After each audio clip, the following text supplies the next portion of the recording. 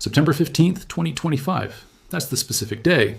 The day when the retail silver market stops functioning entirely. Not slowing down, not constrained. Stopped. No dealers taking orders. No inventory available at any price. The day the market dies completely. This isn't speculation. This is mathematical projection based on current deterioration rates. Credit capacity declining 12 to 15% quarterly. Dealer failures accelerating. Supply chain stress compounding. The timeline to total market failure is calculable, and it ends in September. Let me walk you through exactly how we get there. Month by month, milestone by milestone, the cascade of failures that leads from today's constrained market to September's complete collapse. This is the countdown to the day silver dealers stop selling entirely. August 2025. Current state. Credit capacity 70% of January levels. Major dealers delivering 4 to 6 weeks. Premiums $8 to $10 over spot. 3% of dealers deliver under 2 weeks. Market stressed but marginally functional. You can still buy silver with weight and premium. August brings next credit reduction wave. Banks conduct quarterly reviews late July, early August. Based on continued volatility and derivative exposure, they implement another collateral requirement increase. From current 1.30 to 1, banks move to 1.50 to 1. Some hit 1.60 to 1. This 15 to 20% collateral increase translates directly to 15 to 20% dealer buying power reduction. Dealer with 3 million effective credit drops to 2.5 million. Dealer barely at capacity becomes completely unable to source inventory. Mid-August, first major dealer closure. Top 10 national dealer doing over 100 million annual sales. Bank pulls credit facility entirely. Risk management protocols require exit from precious metals financing. Dealer announces ceasing operations within 30 days. This triggers market panic. If $100 million operation can't survive, what about everyone else? Customers rush orders before other dealers close. Demand surge hits already at capacity dealers. They extend delivery to 8 to 12 weeks and increase premiums to $10 to $14. Late August, only absolute largest dealers still taking new orders. APMEX, JM Bullion, SD Bullion, maybe 2 or 3 others. Regional dealers closed or stopped accepting new customers. Local coin shops selling down inventory with no restock plans. Dealer network contracted roughly 40%. September 2025, this is when the real acceleration begins. Early September, another top-tier dealer announces closure. Different bank, same exact story. Credit facility terminated. We've been profitable every quarter. Our payment history is perfect. Doesn't matter. The bank is exiting precious metals, lending category-wide. We're collateral damage. The remaining dealers see the writing on the wall. If 2 major operations failed despite being profitable, nobody is safe. Dealers who are still operating start hoarding whatever inventory they can source. Instead of turning inventory quickly for profit, they hold it as insurance against being unable to restock. This hoarding behavior creates a self-fulfilling shortage. Dealers with inventory won't sell at current prices because they believe prices will be much higher when supply becomes even more scarce. Dealers without inventory can't buy because dealers with inventory won't sell. The market seizes up. By mid-September, delivery times from the remaining major dealers extend to 12 to 16 weeks, 3 to 4 months from order to delivery. Premiums spike to $15 to $20 over spot. At $25 spot prices, you're paying $40 to $45 per ounce, nearly double spot, and waiting 4 months. But it's not the delivery times or the premiums that kill the market. It's what happens on September 12th. September 12th, 2025. APMEX, the largest retail precious metals dealer in America, announces they're temporarily suspending new silver orders. Due to unprecedented supply constraints and uncertainty in our ability to fulfill orders within reasonable timeframes, we are pausing acceptance of new silver orders while we work through our existing backlog. We expect to resume taking orders within 4 to 6 weeks pending improvement in supply conditions. This is the signal the market has been dreading. When APMEX stops taking orders, it means the largest, most well-capitalized, best-connected dealer in America can't source inventory reliably enough to commit to fulfilling new orders. If APMEX can't do it, nobody can. Within 48 hours, JM Bullion follows. Then SD Bullion, then every remaining national dealer. They all issue similar statements. Temporary suspension of new orders, working through backlog, resume when supply improves. But supply isn't going to improve. This is permanent, not temporary. They just can't admit it yet. September 15th, 2025. 3 days after APMEX's announcement. This is the day. The last regional dealers still taking orders announce they're out of inventory and not accepting new orders pending restock. But there is no restock. Wholesalers can't source from refineries. Refineries can't expand production fast enough. The mint is at capacity. There is no source of new inventory that allows dealers to resume normal operations.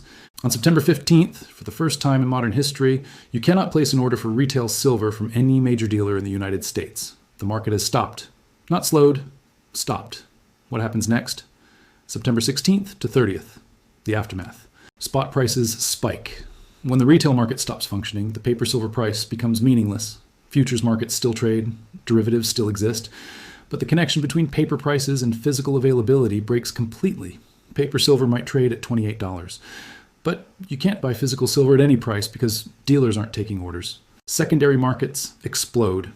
People who own physical silver realize they have something that can't be purchased through normal channels. Private sales between individuals begin commanding premiums of $30 to $50 over spot. Someone wants to sell 50 ounces of silver eagles. They post on forums or local classified ads. Within hours, they have offers at $60 to $75 per ounce, nearly triple spot, because physical in hand is worth more than paper promises when dealers won't sell. Scams proliferate. When legitimate dealers won't take orders, desperate buyers turn to alternatives. Scammers create fake dealer websites, take orders, collect payments, never deliver. The internet fills with complaints about new dealers who took money and disappeared, but there's no recourse because these operations exist for weeks, then vanish. Industrial users panic. Manufacturing companies that need silver for solar panels, electronics, batteries, realize they can't source through normal supply chains. They start calling mines directly, trying to buy raw silver. They contact recyclers paying premiums for scrap silver. They redesign products to use less silver or find alternatives. But redesign takes months or years. They need silver now, and there's nowhere to get it. Government intervention begins. By late September, the situation has escalated enough that federal agencies notice. The Department of Commerce launches an investigation into silver supply chain disruptions. Congress schedules hearings on precious metals market stability. The Mint receives inquiries about increasing production capacity. But government moves slowly. Hearings scheduled for October won't produce recommendations until November. Those recommendations won't be implemented until early next year. By then, the market will have been non-functional for months.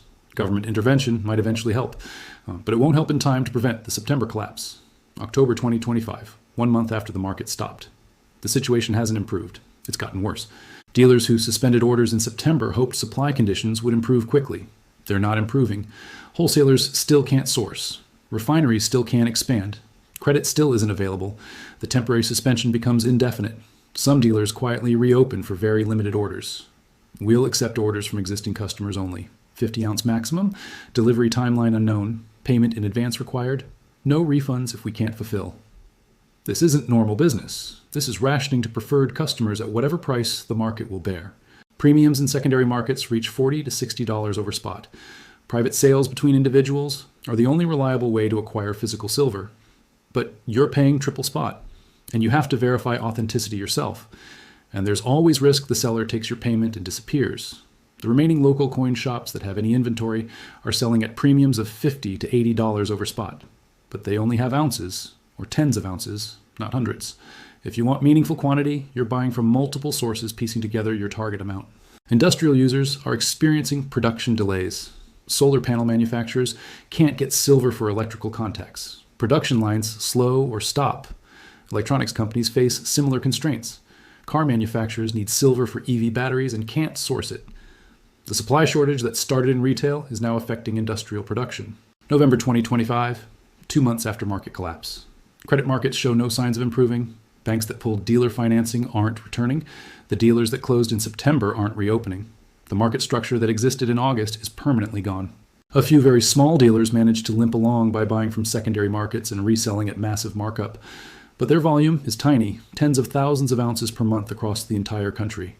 Compare this to August, when dealers were moving millions of ounces monthly. The market's capacity has contracted by 95%.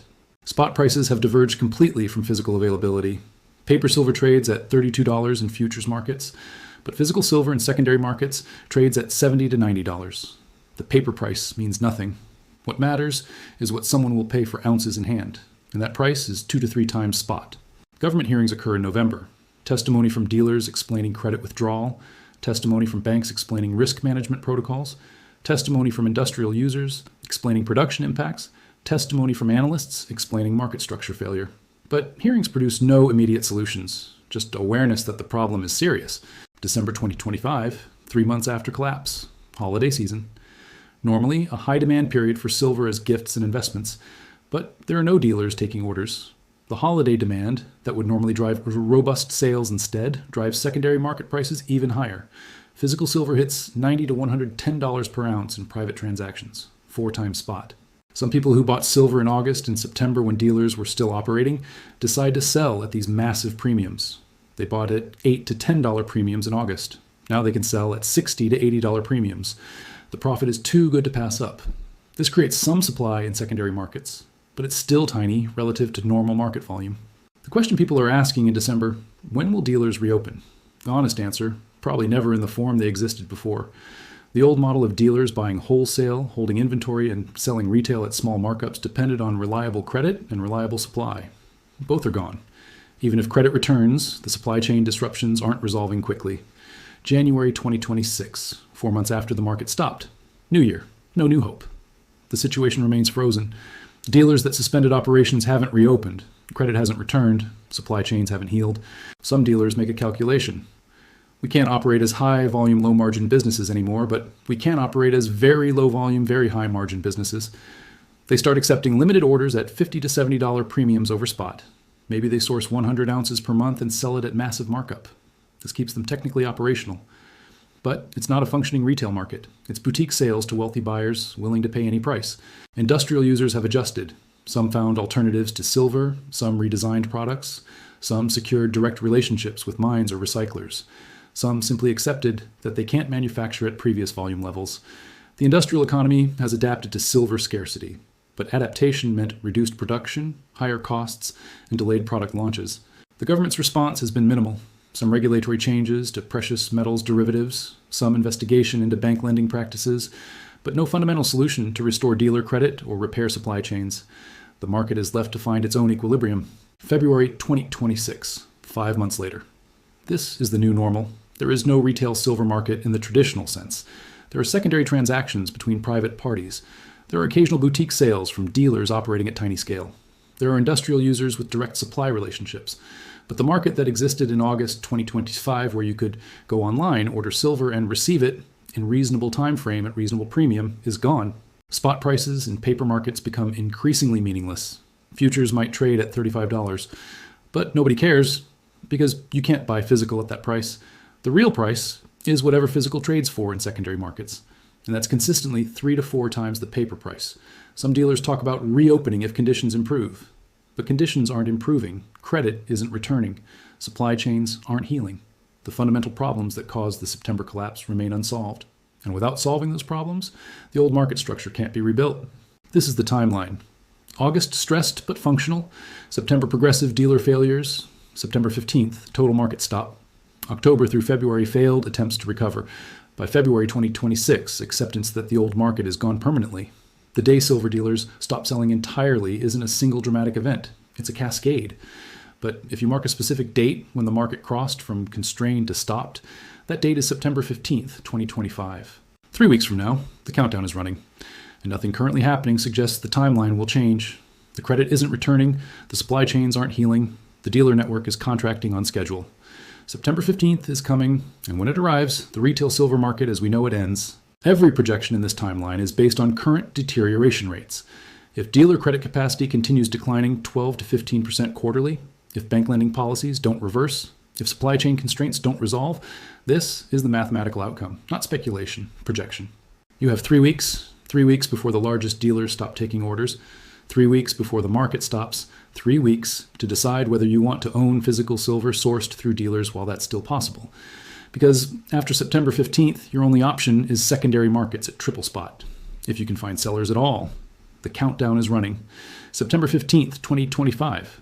The day silver dealers stop selling entirely. The math says it's coming. The timeline says it's inevitable. The only question is whether you'll be ready when it arrives.